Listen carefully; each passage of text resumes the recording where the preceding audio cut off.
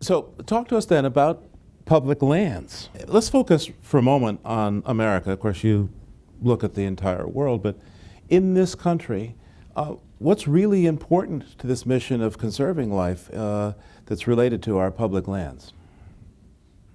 Well, I think that I'm not making any shocking statement or an answer by saying they're crucial. We need to have at all levels of government all the land that we can put aside for for the saving of the natural environment, all the way from the big new national parks, including the giant one put aside in Hawaii, and the wilderness, the Maine wilderness, all the way down to what's called the Chicago wilderness.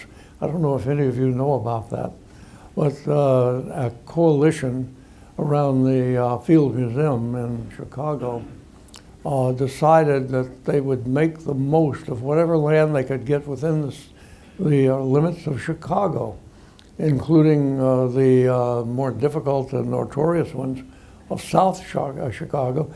So a map was made of every scrap of land that wasn't occupied by buildings, every little strip along the Chicago River, every little space that was weed grown between some houses, every park that was already in place, and declared it the Chicago wilderness off limits, allowing it to begin to grow back in something like a natural condition, and began bringing children to the wilderness areas, even if it was more than a second, a few minutes from their house.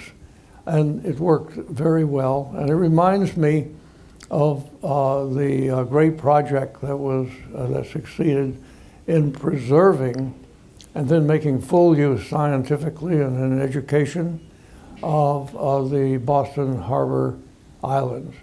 I want to take the opportunity to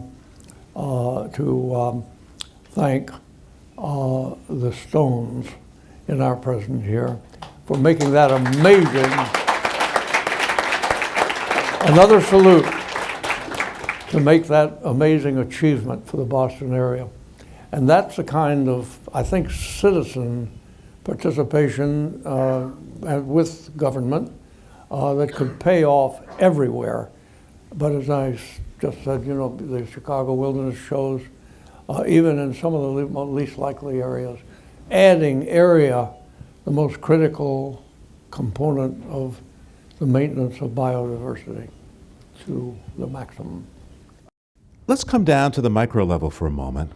Tell me about a favorite species, or maybe a set of species, that you see as really absolutely key for us to save, and that we're doing just a horrible job in doing so.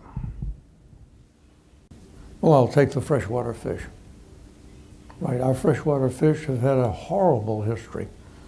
As I was just mentioning to one of your fellow members here, we can take as an example of how badly America has done with its freshwater fauna, wiping out vast numbers of species, freshwater snails, bivalve mollusk, and other creatures of our ponds and streams. And in the case of freshwater fish, we have the figures of the number that have gone extinct and what rate that represents over what the rate was before humans came. I hope I've got this right from memory. Between 1895 and the present, 56 freshwater species of fish and very well demarcated races of a few have gone extinct, 56. And we know what the rate of extinction was from fossil evidence. They make excellent fossils, of course, fish do. And that is 777 times exactly the rate before humanity infested the world. And that's the record in America alone for the destruction of its own fauna. That is 10% of all the species of freshwater fish in America. Then birds come close behind.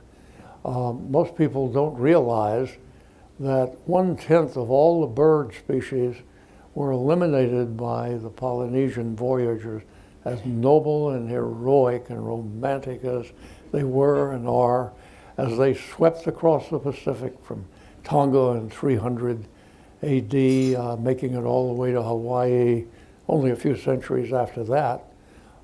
They took out virtually all of the ground-dwelling birds, the ones that were unable to fly. The dodo was just one of a great many. That's going the other way, of course, to the Mascarene Island of the Indian Ocean.